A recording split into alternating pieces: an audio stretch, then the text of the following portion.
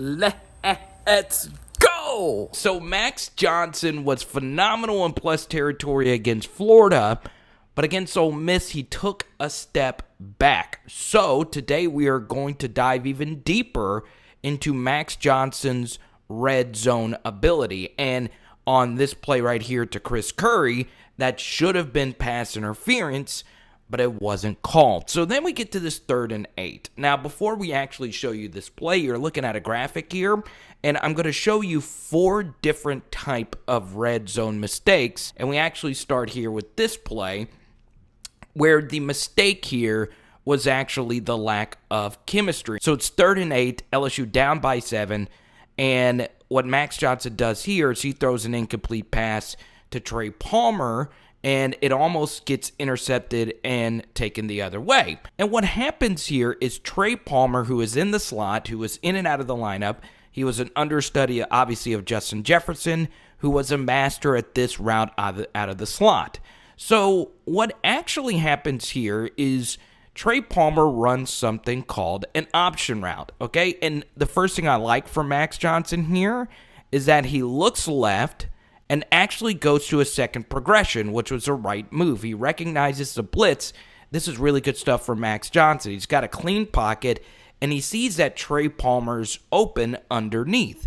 But what Max Johnson thought Trey Palmer was going to do was just sit on this route right here. But Trey Palmer decides to set this defensive back up, who is in man coverage over the middle, on an option route. So what an option route is the wide receiver determines which way he's going to go.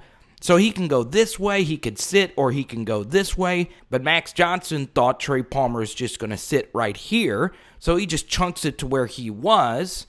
And if he would have waited a half second longer, it was kind of hard because this blitzer was coming pretty hot.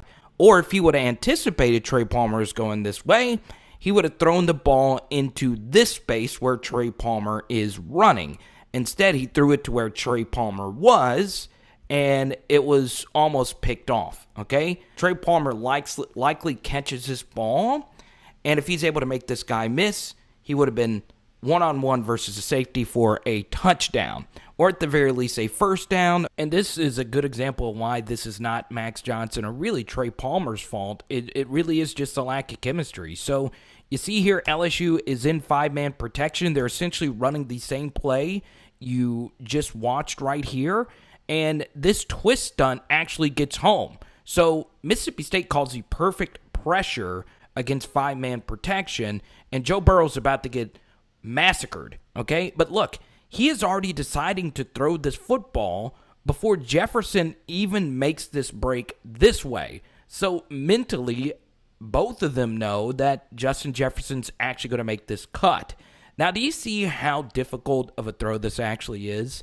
So Joe Burrow, of course, has to throw the ball accurately when he knows he's about to get speared by a guy coming straight up the A-gap on 3rd and 7, and he waited till the very last moment to throw this ball, and he hit him right there. So you see how tough of a throw this is for a freshman quarterback and a wide receiver he doesn't have chemistry with. So now let's do this. Max Johnson has good chemistry with Coy Moore. They worked out with each other before last season, and obviously the two have a rapport. So what LSU tries to do here with Coy Moore is take advantage of something that worked for Max Johnson quite a few times, okay? So we're just going to go ahead and show you this play where Max Johnson immediately catches and just looks at Coy Moore and decides to throw this ball, and it wasn't really even catchable. And this is actually the exact same play LSU ran against Alabama for a first down. Instead of Coy Moore, though, this was Trey Palmer, and LSU was able to pick up an easy first down on 3rd and 3 with Max Johnson. And we actually broke this play down because the play was actually focused on John Emery because he ran the wrong way. So LSU tries to do this again. Max Johnson gets the snap, and you notice he is just looking at Coy Moore and just this wide receiver. Okay, it's kind of, the ball is a little awkward, so you can see that his hand isn't even on the laces here. So that's part of the reason why this ball came out a little wonky. Alabama was really good with this, with Devonta Smith running this motion where the receiver runs this way but goes back in the direction he initially was going.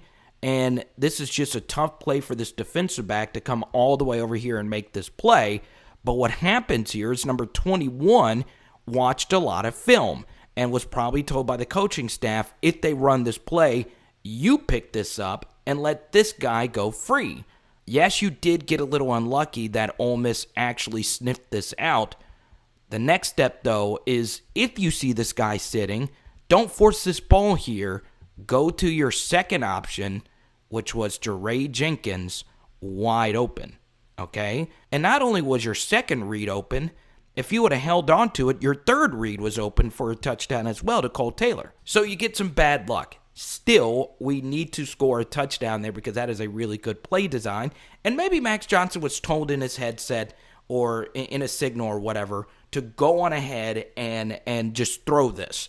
So on this play, Max Johnson decides to throw this ball in the red zone in heavy coverage, and it ended up being an interception. Max Johnson's only interception of the season, okay? So on first down, the protection broke down, and Max Johnson ran to the right side to make it a 2nd and 6, which was the right thing to do. And in fact, he should have done the same thing here, okay? If they're going to play man coverage and sink back in the red zone, which is something that they did when LSU got to this compressed part of the field, if they're going to sink back like that, you just have to run and take these yards again. Ed Ingram got bulldozed by this undersized end tackle. 13 really had a good game against LSU. So Ed Ingram's just getting dominated here, and we get away with the hold. All right, but even with that said, you just got to step up and just take these yards. Don't throw this, all right? If you're going to throw this, throw it over here, okay? Don't float it to the back like that, because really, the defensive back just has everything and going in his advantage in that. So this is a huge bonus with Max Johnson at quarterback compared to Miles Brennan. His QB sneak ability is amazing. Like, this was not an easy QB sneak, okay? A lot of QBs just pile forward to where there's no push, but he did a good job here finding the weak spot there and just pounding that sucker in, okay? So Max gets the QB sneak, touchdown, and now we got to get up and go for 2. So LSU does decide to do a rollout left here, and they're showing the same exact motion you saw just a little bit earlier, okay? So now Coy Moore fakes this slip, and now we're rolling out to the left. And let's just go ahead and let you process this play on your own. And in the chat, let me know what you think Max Johnson should have done right here, okay? This is when he is deciding to throw the football. And answer this in the chat or in the comment section or to yourself. Should Max Johnson have thrown the ball to Kevontre Bradford? Should he have run the ball into the space? Or should he have thrown the ball to Trey Palmer? I think out of all the options, Max Johnson actually chose the worst one here. So he decides to throw this ball going back towards the middle of the field to, and this is just such a difficult throw to make, to Trey Palmer. And number 2 does a good job, obviously, breaking it up. So first thing is, a bad option is honestly not just throwing the ball right here to Bradford. Now, I understand he had dropped some, which, you lose some trust when, you have a running back that had some drops early in the season. But this would have been a better option. Just slipping it right here, throwing it in stride, and trying to get him to pound in. Another option that is not quite that bad is actually floating this ball to the back pylon here where Jeray can run into it, okay? Who was a really good red zone receiver for LSU last season. But if he's coming this hard down the field like this, plant, go inside, and just run that bad boy in, okay? Especially when you're running these kind of routes where these DBs are going to be running heavy to all in this direction right here, just tuck it and try your best to get in from there. So once again, not the worst throw. You're throwing on your off foot while getting ready to get hit by this guy. It's not the absolute worst, but there were 1, 2, and 3 better options. So now we get to the throw to me that is the most concerning as far as Max Johnson going into next season. Let's go. Come on, let's go. So here we go. It's 1st and 15, and on first down we had a false start penalty by, I believe, Austin Deculus. And we had been running the football okay, so Josh Williams had just gotten a first down, and he gotten a few yards before the false start. And where this ball is actually going is to one of Max's favorite targets. Once again, Max and Coy Moore have a good rapport, and Max had been hitting Coy Moore a few times on that drive, in particular on out-breaking routes. So it's 1st and 15, and Ole Miss is probably thinking LSU's going to run the football again. But they actually chose not to do that, all right? They actually get a really good look to throw the football, okay? 1, 2, 3, 4, 5, 6, 7 guys in the box, okay? This means we want to throw the ball. And LSU might have been checking into this play once they saw this front, okay? So Max gets the football here, and we get really good protection, all right? Max Johnson steps up in the pocket, and on his first read, floats a ball.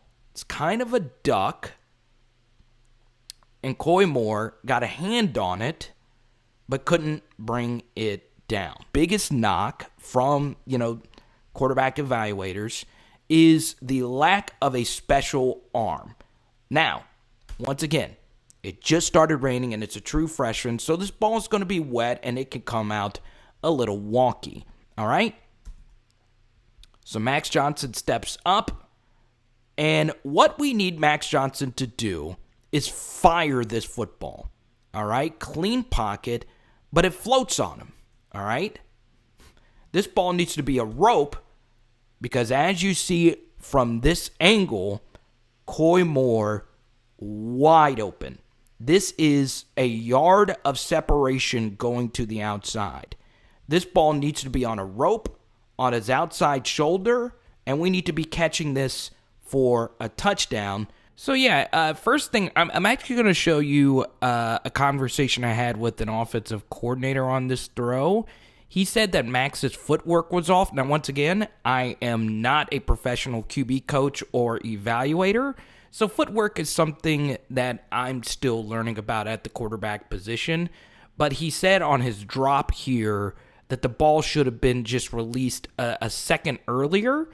And, you could kind of see him resetting and then throwing and waiting until he's open. Something else I think happened was Max wanted to float this ball into the back of the end zone, and that is what another quarterback evaluator that is really well respected told me, that this ball should not have been floated. It should have just been a line right here. And maybe Max was thinking, okay, I want to float this so we can get a touchdown while also, making this catch instead of just getting tackled at the 1-inch line. The only issue is, as you guys saw earlier, that's not a problem with Max Johnson because he is a very good QB sneak quarterback. So when you piece this throw together from both the angles, throw this on a line to his outside shoulder, and maybe he runs into it and is able to reach the ball past the pylon, but you notice where Coy is out breaking this route, and you notice he has to you see how he has to fade right there, and the ball kind of gets caught up in his blind spot. Now, does a bigger target with a bigger catch radius, is he able to make that catch? Potentially, and maybe Coy could have potentially made that catch, but still, that is mostly on the quarterback there. This intense Ed Orgeron, he's hoping to see Max Johnson have a huge jump from year 1 to year 2. So we'll run this play again in the background, and you guys saw a little bit earlier, us referencing the killer instinct. And once again, it was pouring rain, so Max got a little unlucky with that. But by killer instinct, it is 34-21. We don't want a field goal here. We want to put them away. We don't want it to be a 16-point game. We want it to be a 19 or 21-point game, because obviously you would go for 2 if you scored a touchdown on this throw here. And that way it becomes a 3-possession game instead of it still remaining a 2-possession game. As many of you know, Ole Miss made a roaring comeback after this, and we were lucky enough to win the game in the end. I've had him as my QB1 all summer, and I've said it 1,000 times over, with all the surrounding mistakes that surrounded him, including pass protection, which, the fact that he was able to go out and win both of these games, and for the most part play really well in both of these games. Once again, only that one red zone interception, that's pretty good. With that said, you can add more context to it. We recently did a Max Johnson film study. Our last one was showing that Max Johnson, his throwing chart wasn't the absolute best. It was really scattered. He attempted 0 passes over the deep middle, where that was actually somewhere where Miles Brennan dominated. That obviously has to change. Also, something else about Max Johnson's game are these outbreaking routes. So, yes, it was raining here, but earlier in the game, when it was dry, he did miss Kayshawn on a wide-open outbreaking route. It was a shorter route, and, he threw it too close to the sideline and threw it a little bit late. And that's obviously a throw you've got to make. And then at the end of the game against Florida, when they got a good rollout on first down before the famous Cole Taylor thrown shoe, he missed Jure wide open a little bit deeper down the field. And that's why, when you actually look at like an advanced stat like QBR, Max Johnson's QBR against Florida and Ole Miss was 64 and 59, both of which aren't that good. So whenever you add some context into Max Johnson's evaluation, and you do begin to see that, it's a little more complex. Obviously, you do factor in that Max Johnson did play 2 of the easier pass defenses in undisciplined Florida and, Ole Miss. And, him and Miles both avoided some of the tougher defenses on LSU's schedule last season. Alrighty, so I'm looking at you right now, okay? I'm going to show you another analytic in just a second that actually shows that Max Johnson was phenomenal against Ole Miss. But before we do that, let's just say you don't like analytics at all, okay? Let's break this down more simply, okay? So if Max Johnson would have completed number 2 or number 4 throws that you guys saw in today's film study, okay, those throws happened on the same drive. LSU would have scored a touchdown instead of a field goal, all right? That would have been a 3 or 5 point swing because LSU likely would have gone for 2 in that situation. So, yeah, that's a big miss. So, then, of course, we have the interception throw that cost LSU, at the very least, a field goal there. So that is a 6-point swing. So I also want to talk about Max Johnson's running ability, and I don't like quarterback rushing stats because sacks do count against your rushing stats when they should count against your passing stats. So that's why I wanted to get data EPA per play, which is a better just overall per play efficiency metric. I don't want to focus too much on EPA per play. I want to focus on total rush EPA and the EPA per play data of that. And as you see here, Max's total rush EPA went up. And the EPA per rush isn't here, but all these numbers are essentially going up, which essentially tells you this: Max became a better runner as he started getting more snaps and more playing time, which leads me to this bonus play I've been saving for the end, the QB draw. Now, it's very interesting because Max on QB draws wasn't really that great. They tried to get one in at the end of the half against Ole Miss, and it was blown up in the backfield, and the play would have worked if the end did not crash inside. And if the QB draw game could get going, it could be a really deadly proposition, Max's legs next year. But here's the funny thing about stats. It means nothing if your mentality and confidence don't grow with your actual game. Willingness, the killer instinct per se, to put your cleats in the ground and trust your arm and fire that ball in there. It's that just comes with time. Once again, he was a freshman. He was probably thinking in the back of his mind, I don't want to make mistakes. I don't want to lose the game for our team. But the bottom line is, if you want to be a college football playoff quarterback, you do make these throws. You comment down below, do you think Max Johnson over 20.5 touchdown passes next season? It is Power Hour LSU. Boom! I think we're doing calzones tonight. Let's go!